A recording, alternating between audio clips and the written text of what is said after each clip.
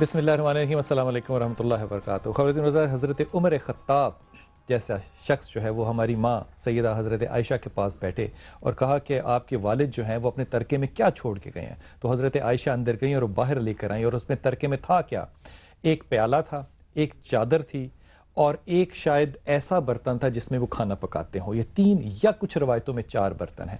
आप वहाँ बैठ गए और धाड़े मार के रोने लगे। तो हमारी माँ सैयदा आयशा ने कहा कि उमर ख़त्ताब से कि आपको हज़रत अबू बकर याद आ रहे होंगे। कहते हैं मुझे याद नहीं आ रहे, मैं तो ये सोच रहा हूँ कि अबू बकर मुझे किस मुश्किल में छोड़ गए, मैं उनकी इस बात को कैसे लेके आगे जाऊँगा। एक कॉलर से बात करते हैं। अस्सलाम वालेकुम वरहमतुल्लाहि वबरकातुहू। कौन भाई बात कर रहे हैं और कहाँ से? बिलाल भाई, जमील बोल रहा हूँ लाहौर से। जी जमील फरमाइए। बिलाल भाई, आपका एक तो शुक्रिया अदा करना है, आपकी वजह से। जमील आप अपना शोर पीछे का थोड़ा सा कम कीजिए, मुझे आपकी आवाज़ नहीं आ रही है। हेलो जी जी फरमाइए।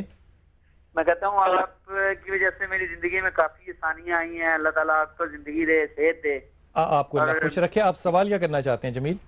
मेरे ना बेटा पैदा हुआ है 15 तारीख को, ये जो 15 रमजान। जी जी उसका नाम के बारे में पूछना चाह रहा था कि मैं क्या रखूं। आपकी मिसेस का क्या नाम है जमील? अमारा जी, अमारा। अमारा। अपने बेटे का नाम हादी या हमजा रखना बस। आपने हादी मेरे पहले बेटे का रखा इसका हमजा रखो। हमजा मोहम्मद, अल्लाह सानिया देगा। हादी मोहम्मद और हमजा मोहम्मद। चलो thank you very much. Good luck to you, good luck to you, good luck to you. हज़रत ये जो सारा मामला था इसी के ऊपर आपकी तवज्जो मैं ज़ाती तौर पे मेरी 2 दफ़ा मुलाकात हुई सीएम साहब पंजाब से। मैं ज़ाती तौर पे समझता हूँ कि खुदा का खौफ भी रखने वाले लोग हैं और सादा लोग भी हैं। और हमारे पास एक दफ़ा समा में एक खातून आई थी जो कि 4 सद्दा से आई थी। उसको वालिद को चोट लग गई थी, तालिबान ने गोली मारी। वो लड़की रिक्शा चलाती थी, उसका उन्होंने वजीफ़ा भी लगाया जो कि पिछले 2 महीने से उसको नहीं मिल रहा। उन्होंने कॉल किया। ये जो हालांकि 4 सद्दा, गौर कीजिए कि 4 सद्दा कितना दूर है। तालिबान ने दहशतगर्दों ने ज़ाहिर है।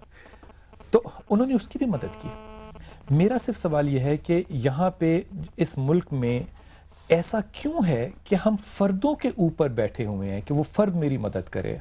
हमने अभी तक 65 सालों में अदारे क्यों नहीं बनाए कि वो अफराद ना भी हों तो ये फर्द जो हैं इनकी कफालत होती रहे। आप बड़ा अच्छा आपने सवाल किया है। देखिए, आपने सीएम साहब की तारीफ भी की जिसके लिए आपका शुक्रिया। और मैं दिल से कह रहा हूँ वो बहुत अच्छे महसूस हुआ। ज़ाती तौर पे अच्छे हैं, सादगी से रहते हैं, लोगों के लिए काम करना चाहते हैं और मैंने अपनी आंखों से देखा है, इसीलिए मैं भी रिस्पेक्ट करती हूँ। अगर मैंने ना देखा होता तो ऐसा शायद मुमकिन नहीं था। लेकिन जहाँ तक अब ये फैमिली की बात है, जैसा कि मैंने कहा, अगर कोई महीने का बीच में डिले आया, I will take them myself. इससे बढ़ के तो मैं आपको गारंटी नहीं दे सकती कि मैं खुद लेके जाऊंगी। और जो कुछ भी, जिस जगह से भी इनकी जो भी मदद होगी इंशाल्लाह होगी। और मुझे खुशी है कि शौकत बसरा साहब भी मदद करना चाहते हैं, क्योंकि नेक काम में जितने भी लोग हिस्सा डालें उसको इनकार नहीं करना चाहिए। लेकिन एट द सेम टाइम जो भी आपने बात की कि सिस्टम क्यों नहीं है, सिस्टम को हमने ठीक करने की कोशिश शुरू कर दी हुई है और खुदा हमें मौका दे। मैं समझती हूँ कि मैं एक मिसाल आपको यहाँ पे जैसे दानिश स्कूल ही की देती हूँ, सिस्टम की एक मिसाल दे रही हूँ। उसमें सब गरीब बच्चे आते हैं, तंदूर वाले के, रिक्शा चलाने वाले के, मेरिट पे आते हैं। स्पेसिफिक केस के ऊपर हम रहे हैं। नहीं, आपने मुझसे चूंकि सिस्टम की बात की तो मैं इस तरफ गई। फर्द बड़ा इंपॉर्टेंट अगर आप अगर स्पेसिफिक केस की बात करना चाहते हैं तो मैं हाजिर हूँ, जिस तरह भी होगा। अगर इनका कोई डिले हुआ तो देखिए, मुझे इस बात पे मैं ईमानदारी से कह रहा हूँ, मुझे कोई शक ही नहीं है कि अगर वो बात कभी झूठे वादे नहीं किए जाते और वो अपना वादा पूरा नहीं करेंगे, कोई शक नहीं है। लेकिन वो जो बीच के सारे मामलात हैं, जो लेके जाना, लेके आना, बाद में उन तक बात पहुंचना। देखिए जी, डिलेज हुए और ये मेरी बहन है, दुखी है, इनके बच्चे, मैं माजरत करती हूँ अगर कोई डिले हुआ। मगर एट द सेम टाइम मैं ये कहूँगी कि गवर्नमेंट के काम में कई बार फौरी उसी दिन काम नहीं होता, कुछ दिन लग जाते। और अगर आप कोई डिले कह रहे हैं विद इन 1 मंथ में क्यों नहीं हुआ, तो it is not a very long delay. It's not 2 months, it's like 1 month. आप इंश्योर कर दें जी, इंशाल्लाह इनको लेके जाएंगे और उनके वादे के मुताबिक इनको इस बच्चे को क्यों नहीं पहले ही होगा। ये मेरे वादे के अलावा ऑलरेडी जहाँ से वादा आ चुका है वहाँ से इनका काम होना ही था। डिले के लिए अगर इनको तकलीफ हुई तो उसके लिए ऑब्वियसली जी मैं हाजिर हूँ जी, बिल्कुल।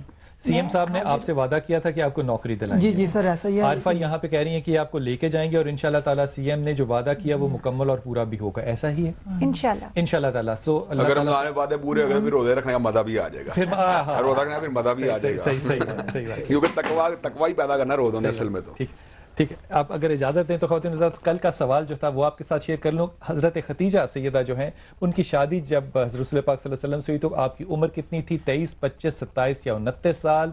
इसका सही जवाब है 25 साल। और इसकी कुरानदाजी हमारे साथ एक ही खातून है, उन्हीं से करूँगा। आप इसमें से एक पर्ची निकालिएगा और इस पर जो नाम है वो पढ़ दीजिए।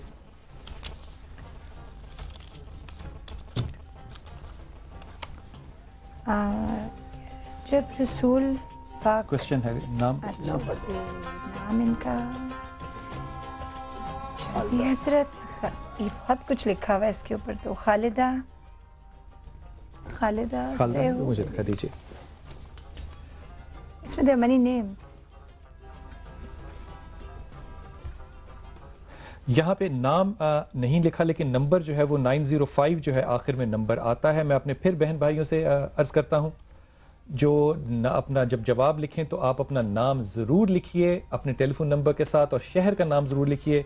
ये लास्ट गिफ्ट टेम्पर होगा उस हमारे देखने और सुनने वाले को जो अपना नाम नहीं लिखेंगे। कल से नाम बग़ैर नाम की पर्ची को शामिल मैं नहीं करूँगा। आपको मुबारक हो, 905 आपके नंबर में आखिर है। और आज का जो सवाल है जिसका कि हम कुरानदाजी कल करेंगे वो है कि किस रुकन इस्लाम को ढाल करार दिया, किस रुकन इस्लाम को ढाल करार दिया गया है? रोज़ा, नमाज, ज़कात या हज, इसमें से किसको ढाल करार दिया गया है? ये आसान बात है, ये आपको आनी चाहिए। दो चीज़ें अगर मेरे ख्याल में अगर आप देखें, हज़रत आपसे सवाल है, ये बिल्कुल ईमानदारी से आपसे कह रहा हूँ। जिस तरह मैंने आरिफा से कहा ना कि यहाँ भी फ़र्द बड़ा इंपॉर्टेंट है। बिल्कुल मुझे लगता है कि हमारी मजहबी जमात जो है, मैं पॉलिटिकल बात नहीं कह रहा, उनमें भी अफराद की वजह से जमातें जो हैं वो ज़्यादा। वैसे बिलाल भाई एक बात जो है ना तमाम के तमाम कमजोरियों के बावजूद माननी पड़ेगी, मुआशरे में जो बोर्डिंग और लॉजिंग का निज़ाम मदरसों ने दिया ना वो किसी और इदारे ने नहीं दिया। ये बात तो मानते हैं, वैसे आप भी मानते हैं? बिल्कुल, ये तो कमजोरियों के बावजूद माननी पड़ेगी। बोर्डिंग लॉजिंग का निज़ाम बहुत बड़ा उनका कंट्रीब्यूशन है। और आपको ये बताऊं कि नबीना अल्लाह ना करे किसी सेकुलर एजुकेशन में उसको इग्नोर कर दिया जाए, अगर किसी मजहबी इदारे के अंदर होना तो मैं समझता हूँ उसको अच्छी खासी पजीराई मिलती है और एक कामयाब आलिम दीन के तौर पर अपनी बेहतरीन जिंदगी गुजारता है। लॉजिंग तक बात बिल्कुल ठीक है, बोर्डिंग तक भी बात बिल्कुल ठीक है, लेकिन हमारी एक्सपेक्टेशन जो है ना वो ज्यादा है। आपको बताऊं ये उसकी वजह, अब जरा सुन ले बात, जो मजहबी इदारों की जनरल आउटपुट है उनकी अपनी मुआशी हालत जो इतनी बेहतर नहीं है क्योंकि हमारे मुल्क का मजबूरी इंफ्रास्ट्रक्चर जो है उनको अब्जॉर्ब नहीं कर रहा। डाइकोटमी एजुकेशन के सिस्टम में भी मौजूद है, लेटर ऑन जो जॉब वैकेंसीज क्रिएट होती हैं उनके यहाँ भी दरमियान एक बैरियर मौजूद है। इसलिए इन बातों को बाहर हमें देखना चाहिए कि उसमें तो आपका हैंडीकैप हो या ना हो, उनकी ओवरऑल तौर पर मुआशी हालत कमजोर है। मैं एक अनाउंसमेंट कर दूं फिर आपकी तरफ आता हूं। ख़वातीन हज़रात, आप इस वक्त जो टेलीविजन स्क्रीन पे टेलीफोन नंबर देख रहे हैं ये है आपका बेटे का नाम है अब्दुल शकूर का ये टेलीफोन नंबर है। आप इनसे डायरेक्ट रब्ता करके जो भी इनकी मदद करना चाहें आपके पास ये नंबर है। आप ये मामला आपका और आपके अल्लाह के दरमियान का हो गया। हज़रत मेरा ये ख्याल है और ये बसरा आपसे भी सवाल है कि हमने दो चीज़ों को अगर स्ट्रीमलाइन कर लिया होता ना तो पाकिस्तान इस वक्त बिल्कुल एक मुख्तलिफ तस्वीर दे रहा होता। एक तालीम को और एक उलमाए कराम का जो पूरा सेक्शन है इनको भी हमने कुछ बेहतर तरीका दे दिया होता। ये जो इतने मदारिस चले जिसमें 50,000 तो रजिस्टर्ड मदारिस। देखिए मैं बताऊं ये बात का ये पोलराइजेशन दूर हो सकती है। कुछ सिलेबस का जो है ना उसमें रीशफलिंग की जाए, मदारस के अंदर कुछ सेकुलर एजुकेशन को एम्बेड किया जाए और सेकुलर एजुकेशन को कुछ मदारों से इंटीग्रेट करने के लिए उसमें कुरान और सुन्नत की जो है ना तालीम को उसमें एम्बेड किया जाए। तो ये जो काफी सारा फासला है ना इसको हम ओवरकम कर सकते हैं। आपको ये पता है ये मुकाबले का इम्तिहान है। इस फासले को कोई हमारे पास प्लानिंग है? देखिए मैं ये एक छोटी बात आखिरी सुन ले शौकत भाई, आज मीडिया की ये जो आप देखे ना आज आप जो प्रोग्राम कर रहे हैं ना इससे मैं इतना खुश हो रहा हूँ। अदरवाइज देखने में क्या मिलता है जब आप टेलीविजन ऑन करो बॉम्ब ब्लास्ट की खबर चल रही है, लड़ाई झगड़े की खबर चल रही है। और आपकी इस खूबसूरत बात पे ये डिजिटल कुरान है, ये आपको समा की याद दिलाएगा और अल्लाह की याद दिलाएगा इंशाअल्लाह। आपसे इंशाअल्लाह ताला मुलाकात होगी कल। और इस बात को याद रखिएगा, जाते हुए ये बात आपसे अर्ज करूं, हजरत उमर रजी अल्लाह ताला के छोटे बेटे को बैतुल माल में से किसी ने एक पीतल का टुकड़ा दे दिया तो आपने उस आदमी को बुलाया और कहा कि तुझे सारी दुनिया में से मेरा ही घर मिला था जिसमें तू हराम का माल भेजे। आपसे मुलाकात होगी इंशाअल्लाह ताला। अपनी दुआ में याद रखिएगा। अल्लाह आसानियाँ दे और आसानियाँ बांटने की तौफीक अता फरमाए। अस्सलाम वालेकुम व रहमतुल्लाहि व बरकातहू।